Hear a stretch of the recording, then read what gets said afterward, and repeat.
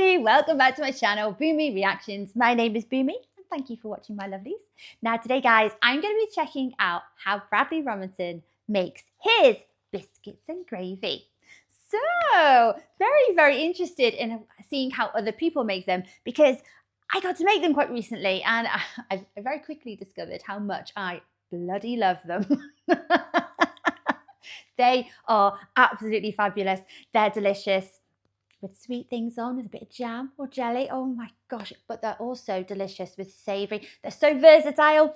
Honestly, I know I might have said this a few times. I will be exiled, so just don't tell the authorities, but they are nicer than scones. They are. They just are. They're a bit more versatile, aren't they? They're less crumbly, they're more flaky, lighter, and they're just gorgeous. And oh, you weren't kidding. Straight out the oven, bit of butter. Oh my gosh, heaven, absolute heaven. And the sausage gravy. It's a bit of a weird thing for British people to get their head around a white gravy. Whenever we have gravy, it's made with the meat juices, and it generally tends to be brown in colour. So I think for us, a white sauce, it looks more like a bechamel sauce. Do you know what I mean? Like a lasagna topping or a white sauce. I like an Alfredo kind of sauce. So I don't know. So we assume something about the texture and everything going on there. But for anyone watching from outside of the US, I encourage you to make them and try them for yourself because they are delicious. And the gravy is lovely as well. It's like a sausage gravy, isn't it? Like a bit of sage going on in there. So a little bit of allspice sometimes. Oh, it's just lovely, lovely, lovely, lovely.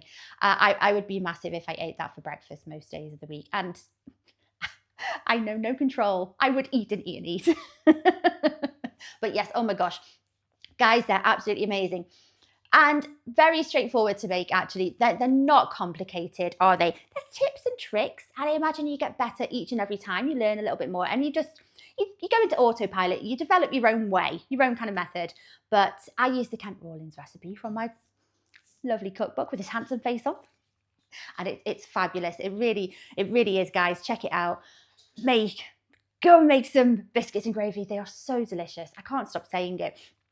But yes, I'm always interested in seeing how other people get on making them. So let's check out Bradley Robinson's version, shall we? Now this video has been requested from one of my lovely patrons. Thank you so much, Jeff.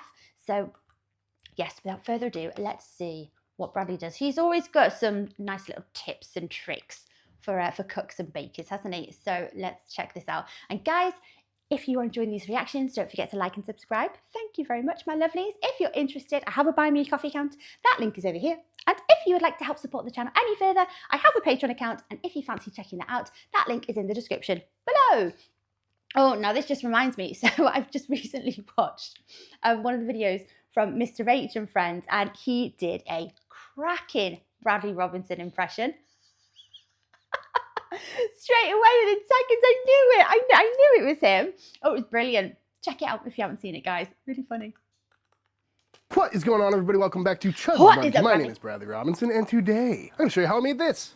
Beautiful, delicious, flaky, buttery, meaty, honestly quite gross looking, yet amazing. Scratch-made biscuits and gravy. That's right, folks, we're taking some homemade breakfast sausage, turning it into a white gravy, and smothering some homemade flaky biscuits.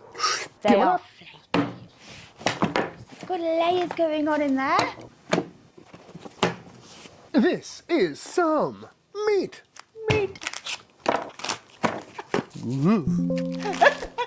Pat it dry. And what I've got here is some chunks of some pork butt as well as a pork belly, which should give us a nice fatty pork sausage, which is great because I'm out of breakfast sausage and I like to make a lot of breakfast sausage, keep it on hand in the freezer for breakfast and whatnot. And going into the new year, I was due to make another big batch. And breakfast sausage is one of those sausages that I like to lean a little bit fattier rather than leaner on. But the other reason why I'm making some breakfast sausage is because today we're taking a look at biscuits and gravy. And hailing from the Northeast, I did not grow up with biscuits and gravy. And the first time I saw it, I was like, that looks like a bunch of cement over some really dry biscuits. And that sounds like a typical British reaction. Like I know that the Jolly Boys, when they record the high schoolers trying American foods for the first time, one of them was biscuits and gravy.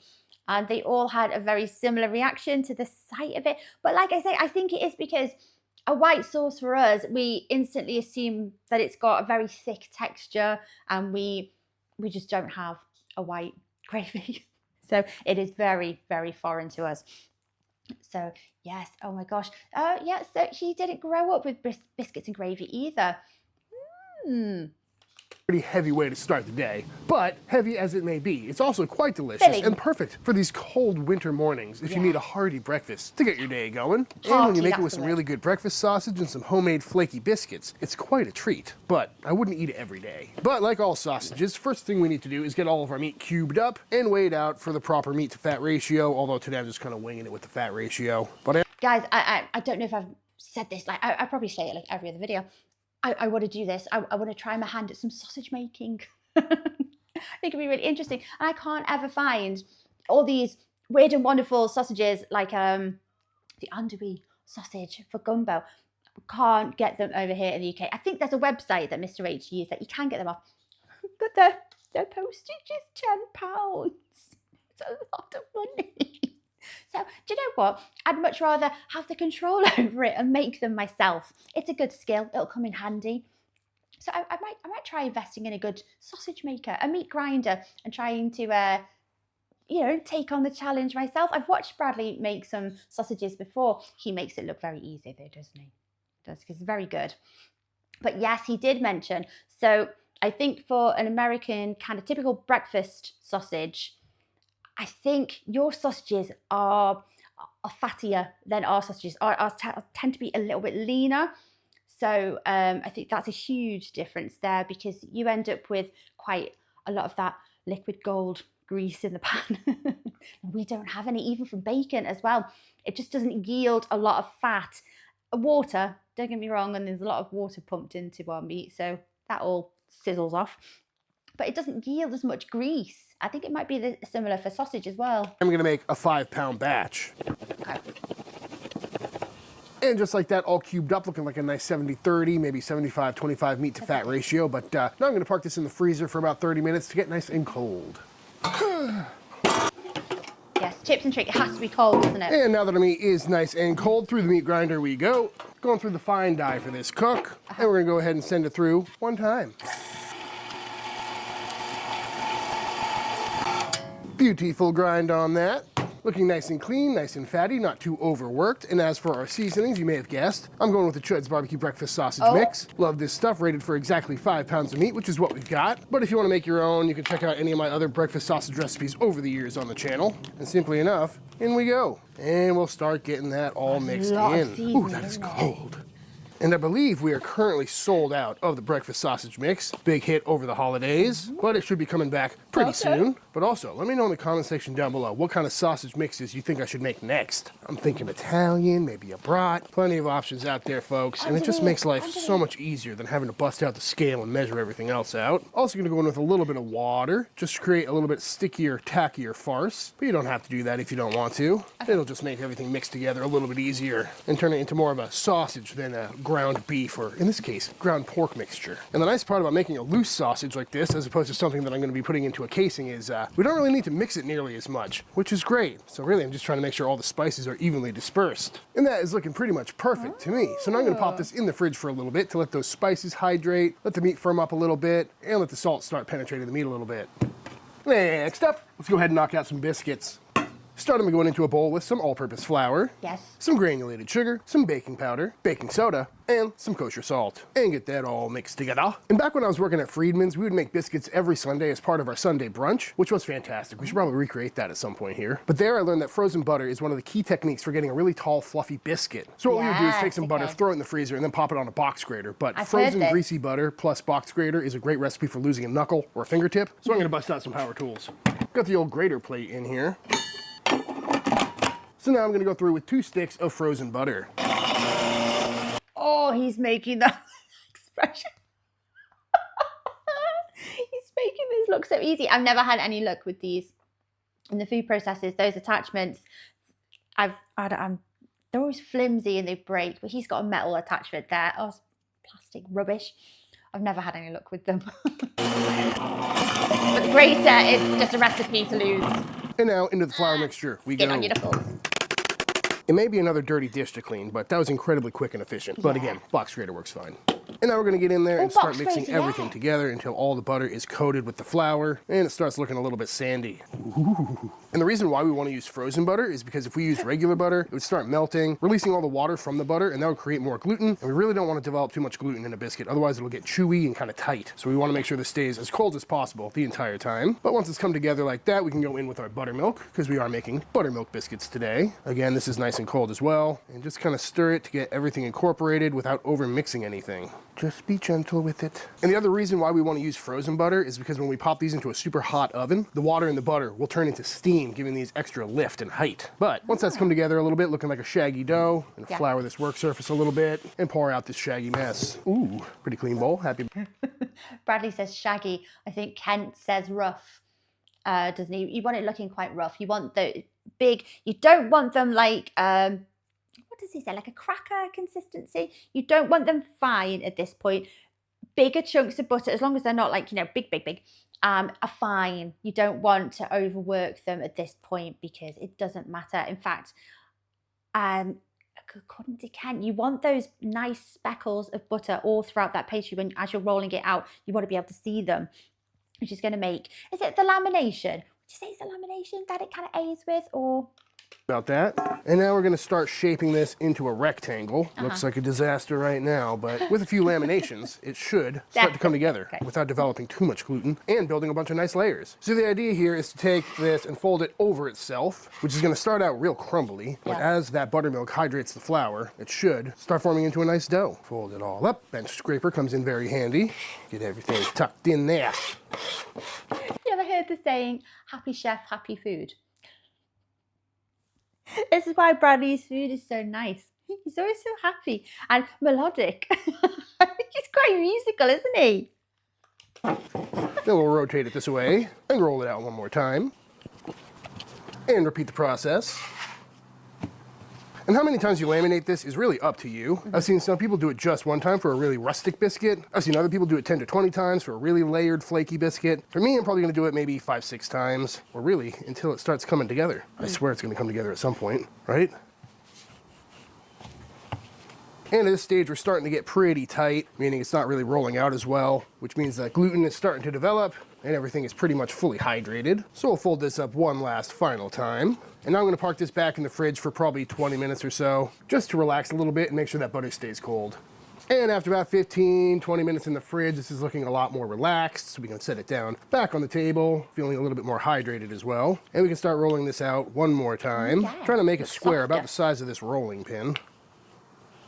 Looking something like this. Then I'm gonna go through and clean up these edges a little bit, save those for a little snack. And then with a bench scraper or a sharp knife, we're gonna go ahead and divide this into thirds.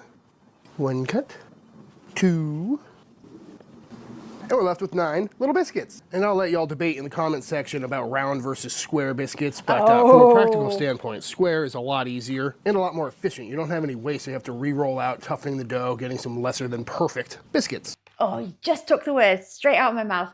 Yes, so I made round biscuits last time. But yeah, I suppose if you're going for square biscuits, you're going to have less waste, aren't you, really? And less need for cut-offs and re-rolling them out into another pastry mass that you can cut more out of. So maybe it is more efficient. What's the more traditional way? I imagine it probably is the round biscuits, isn't it?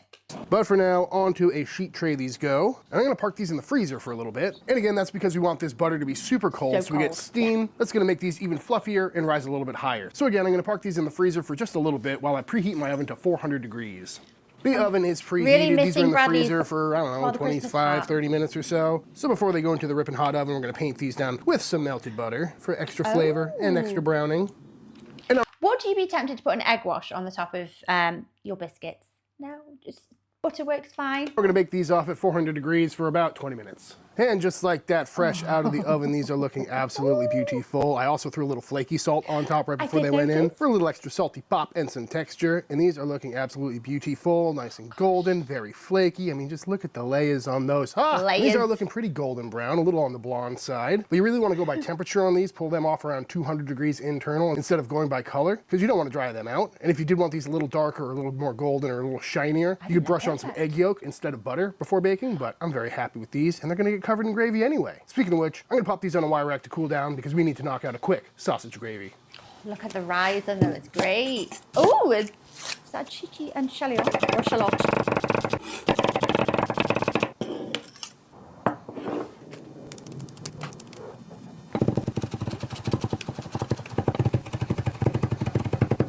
I love that ASMR. Tick, tick, tick, tick, tick. So I'm going into a pan with a knob of butter, get that melting down. And once that's melted down nicely, in we go with 1.5 pounds of our homemade breakfast sausage. Gonna smush that down a little bit, get a good crust going. And after letting that cook down for a couple minutes, crumbling it up as fine or as chunky as you see fit, I'm gonna go in with 1 diced shallot and let that cook in some of that sausage fat and butter for a little bit. And once everything is browned up to your liking, I'm gonna go in with some freshly chopped sage. Let that kind of fry in the fat for a minute or two. And then we'll go in with some all-purpose flour, right into the middle where all the fat is. And we'll start cooking that down with all the fat to make a roux, which will... Oh, I've got a really silly... Well, it might be a silly question, it might not be a silly question. I was going to ask what Bradley was chopping up there. So it's sage. Why does that sage look different from the sage that I'm accustomed to seeing in the UK? It looks a little bit more... At first I thought, it looked like a bit like pea shoots. I didn't think there'd be much variation in sage, but there you go. Help thicken up the gravy. It's crazy how that flour added so much more volume to this, but it's been cooking down for a minute or two, so now we can go in with our cold milk. Just a little bit at first, kind of deglaze the bottom of the pan a little bit, and then in with a little bit more. And I'm just gonna kind of go by eye on this until we have a nice, thick looking gravy. That might be too much meat. Is there such a thing? Come on. That was about 2.5 cups, looking very nice. And we're gonna bring that up to a simmer, let that flour thicken everything up a little bit, and then we can reduce it down if we want it thicker, or add more milk if we want it a little bit thinner. And at this stage, we'll go in with a nice big fat pinch of salt, unless you use salted milk. Ew. As well as a good amount of freshly cracked black pepper.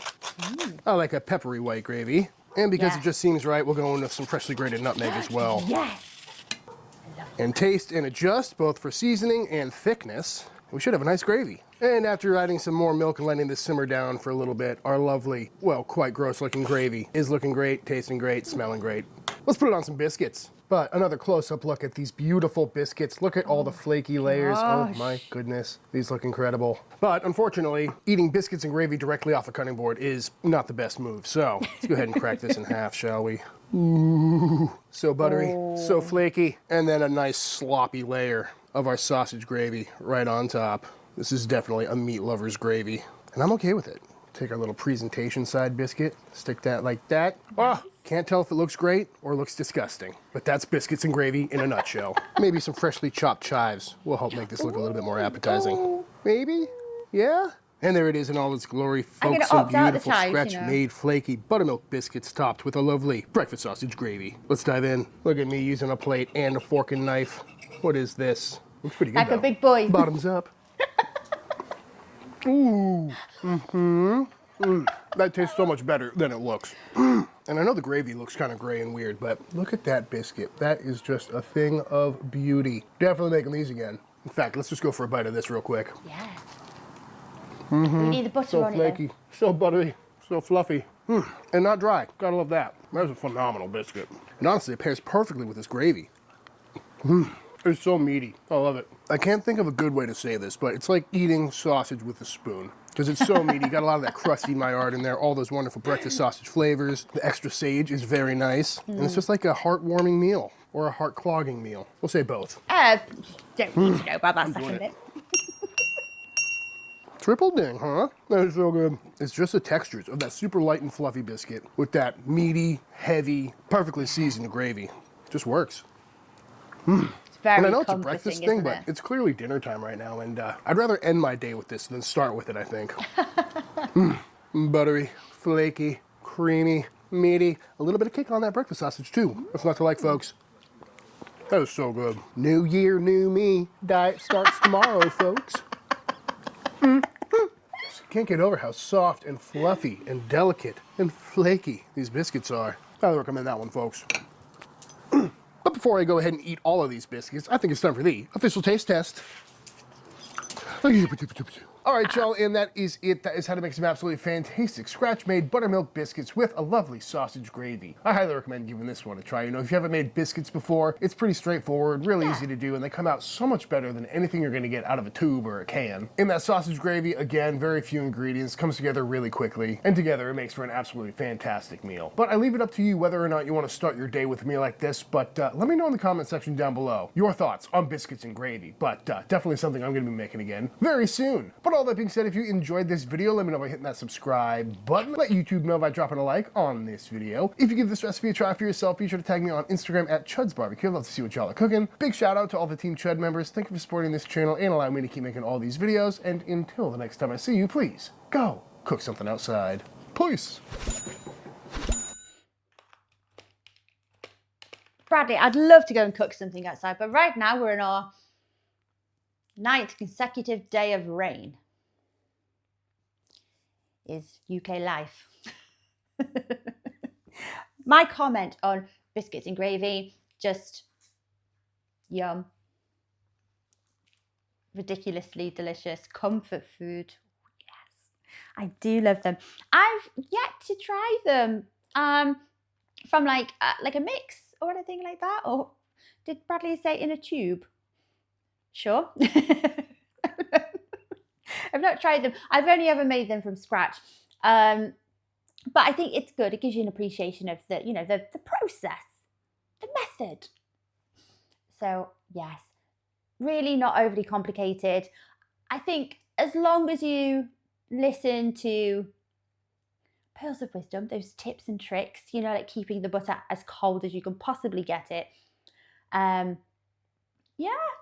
Quite straightforward to make. They are honestly, they're so easy. Next time, controversially, I think I might try making them as Bradley has here in squares. Have I just said something very offensive? I'll try it because the layers that he got on his, mine were more obvious once you break them in half, obviously, and then you can see how lovely and flaky they were. But you didn't have those layers from the outside like you did on Bradley's, and they look glorious, don't they? Do you think it gives them a bit of a better rise? They were quite thick to begin with, weren't they? But oh my gosh, oof, they were lovely. And the gravy, yes, that gravy was meat-tastic. That was a sausage fest. There's a lot of meat going on in that gravy, but that's not a bad thing. I think that's good. Oh, I'm gonna have to have them again, honestly, guys. I've been craving them. It's been a while since I made them. I've been craving them ever since. I can't decide whether I prefer them sweet or savoury. They're just so neutral, aren't they? They walk that fine line between both, and you could just push them either way. You can have them sweet, you can have them savoury, have them with some jam or jelly, or with a bit of sausage gravy. Fabulous. I do love them. They're so versatile, aren't they? They are just an American brilliance. More people in the UK need to try American biscuits. Honestly, they're lovely. Anyway, done enough fangirling over biscuits and gravy. I love them. Anyway, guys, I hope you enjoyed watching that along with me. Take care of yourselves, my lovelies, and I'll see you next time. Bye-bye.